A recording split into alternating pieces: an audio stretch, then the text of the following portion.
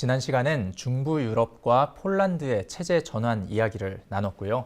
그것들이 남긴 상처에 대해서도 봤습니다. 이번 시간에는요, 그런 상처와 분열, 갈등을 이 폴란드 사회가 어떻게 치유하고 회복으로 나아가고 있는지 살펴볼까 합니다.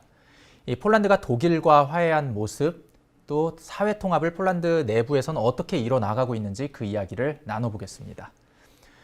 지난 시간에 우리가 본 폴란드 역사에서 국가적 또는 민족적 상처의 흔적을 크게 세 가지로 나눠본다면요. 이 나치 독일을 통한 상처, 그리고 소련을 통한 상처, 그리고 자체 그 체제를 통한 상처가 있습니다. 이 가운데 소련 문제 같은 경우는 이 러시아가 이 다소 책임을 회피한다고 폴란드가 지금 보고 있기 때문에 여전히 과제로 남아 있고요. 이 체제로 인한 아픔 같은 경우는 계속해서 지금도 치유해 가고 있습니다. 오늘 가장 먼저 말씀드릴 이야기는 나치 독일과 싸우면서 생긴 상처를 해결하는 과정입니다. 이 독일과 폴란드 서로 원수지간이었던 그 관계가 어떻게 화해를 하는지 이게 가장 모범적 해결 사례라고 볼 수 있기 때문입니다. 그래서 오늘은 이 부분을 좀 집중적으로 살펴볼까 합니다.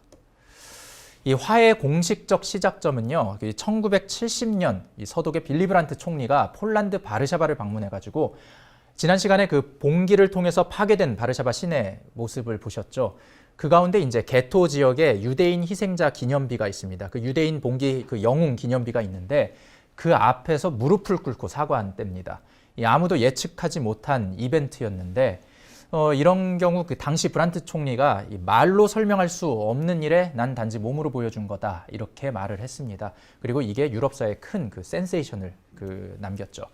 더욱이 특이한 사항이 있다면요. 이 빌리 브란트 총리 같은 경우 2차 대전 당시 히틀러에 저항했던 정치인이었고 이 핍박을 피해서 노르웨이로 망명을 갔다가 다시 귀국한 정치인이기도 했습니다. 이 나치 피해자가 가해자로서 이 같은 피해자에게 사과한 일입니다. 그러니까 1차 피해자의 행동이 큰 전환점을 찍은 사건인데요.